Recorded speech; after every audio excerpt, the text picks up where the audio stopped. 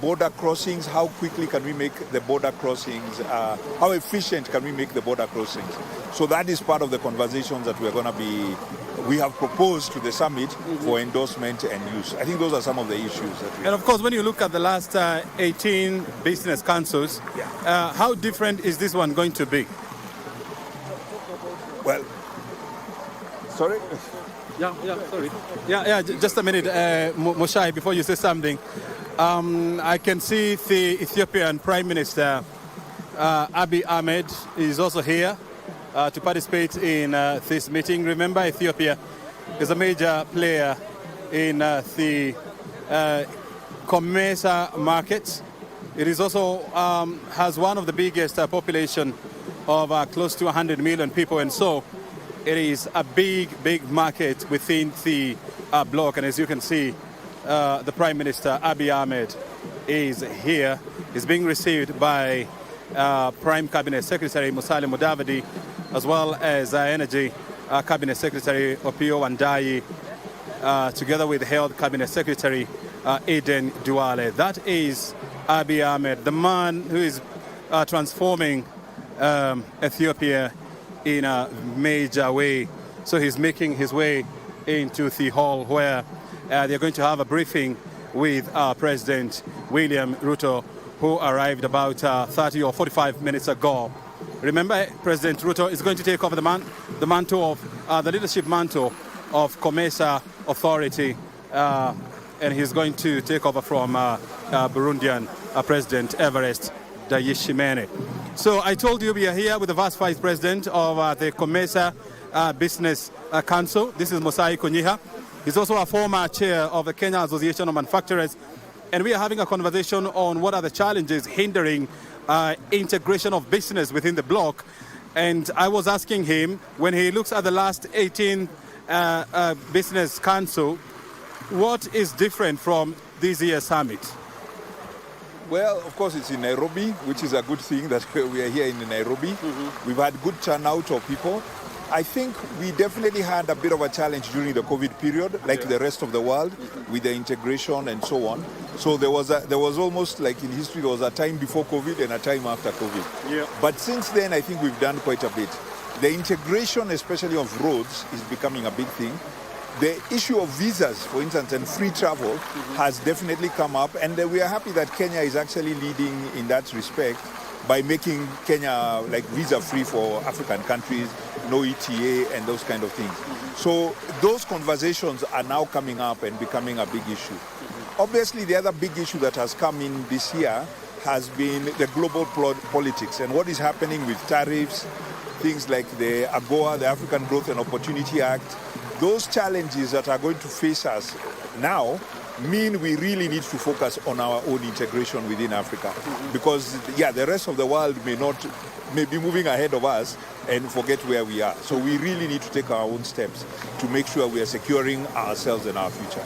And I like the fact that you're bringing in the issue of business with other countries outside COMESA.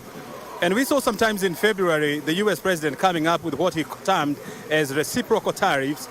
And some of the countries that were hit or that were slapped with reciprocal tariffs are within the bloc. You know, countries like Zambia, Egypt, Kenya, Uganda, Tanzania. How has this impacted business within the bloc?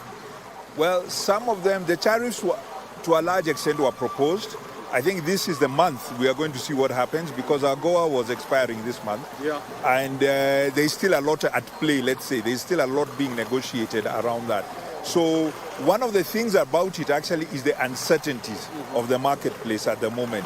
So what we are hoping for that in a place like COMESA, within ourselves, we can make some certain rules so we have a little bit more comfort about what we are trading with each other.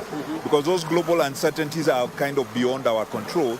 We may not be able to do much about them, except, of course, we lobby, we will do our best, but there's the limit to what we can achieve around them. So if we can secure our trade within ourselves, there's a lot we can do that would be useful for ourselves and help us. Very good. I mean, if you're just joining us, and the man on your screen who is coming up now is the Zimbabwean president, Emmerson Mnangagwa.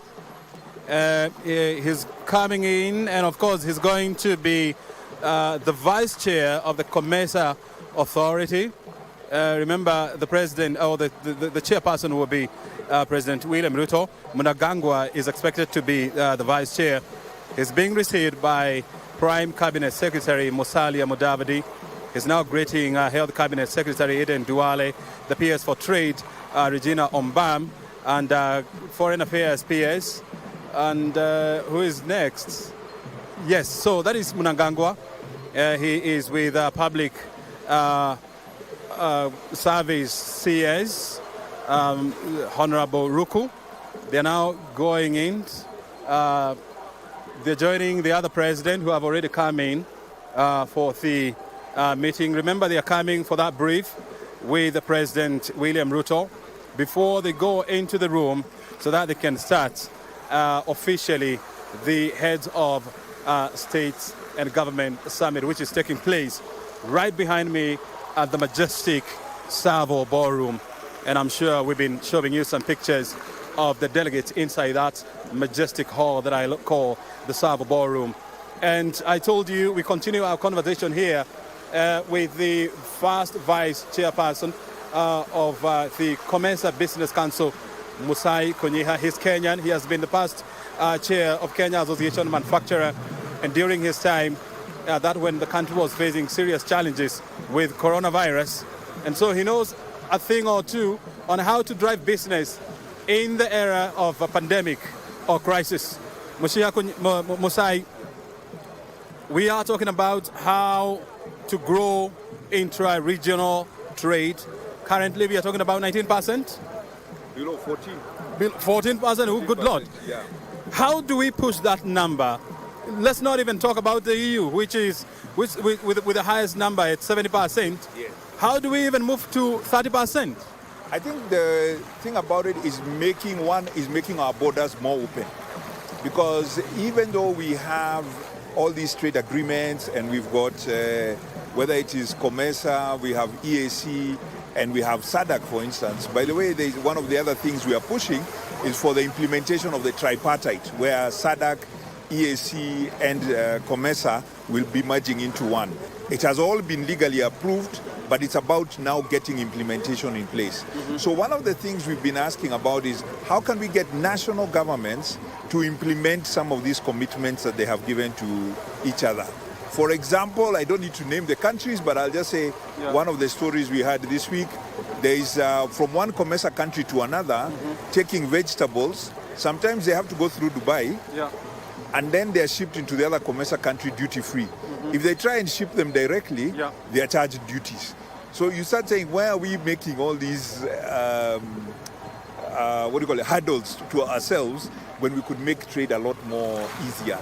So there are little minor border issues that we really need to think through and spend a lot of time doing.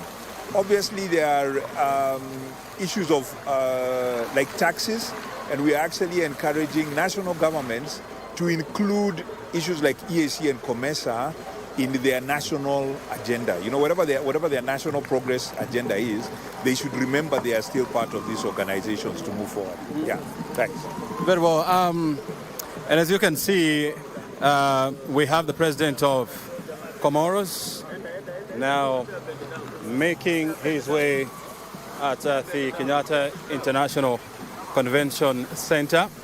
He's expected to join the other presidents, Kenyan President William Ruto, Zimbabwean President Emmerson Mnangagwa, as well as the Vice President of Uganda,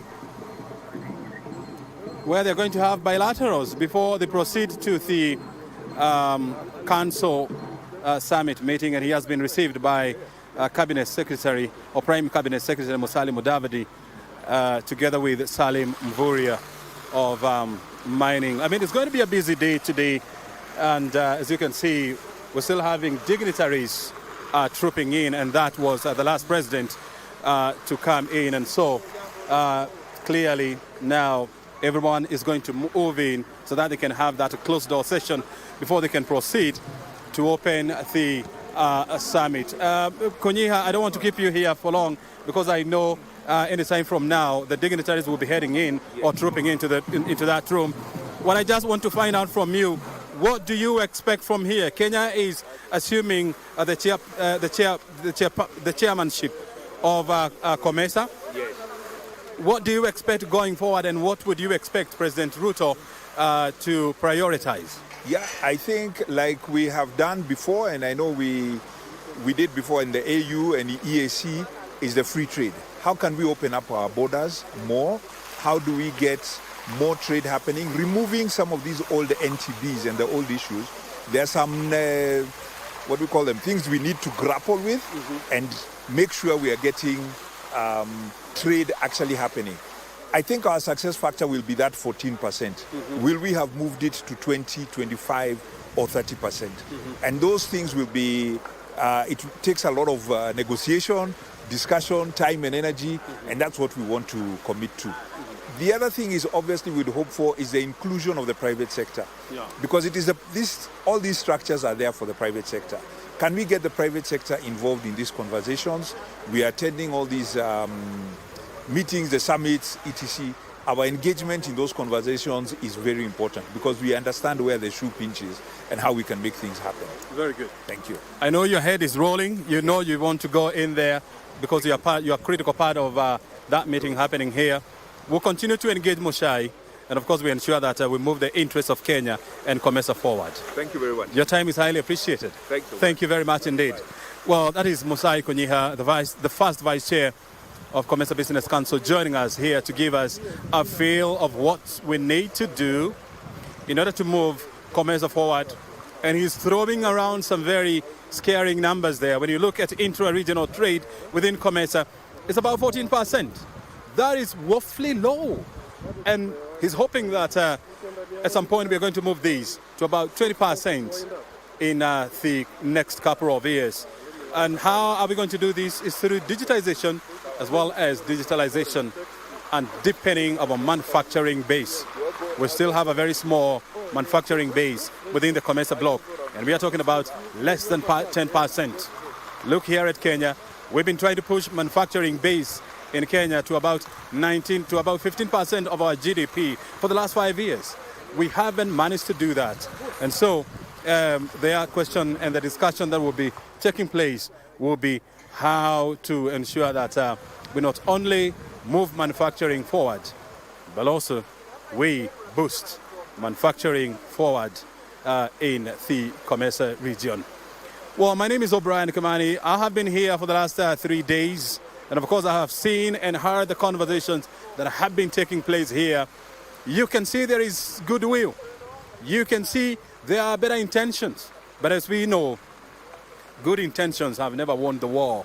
It takes a lot of work to win the war and a lot of strategy. And we do hope that countries within the 21 member state bloc of COMESA are going to sit down together, are going to put their houses in order, because it must start from that micro level. Countries must put their economies in order. They must accelerate digitization. They must deepen manufacturing. They must exploit their natural resources. And you see, Africa is the last bastion that is hugely endowed with natural resources. The other is the Arctic, and Africa is not a member of the Arctic Circle. And so we must come up with strategies on how to deepen mining and exploit these resources to grow our economies. And we are talking about resources like gold, uranium, cobalt, mining, rare earth minerals, gold, oil, natural gas.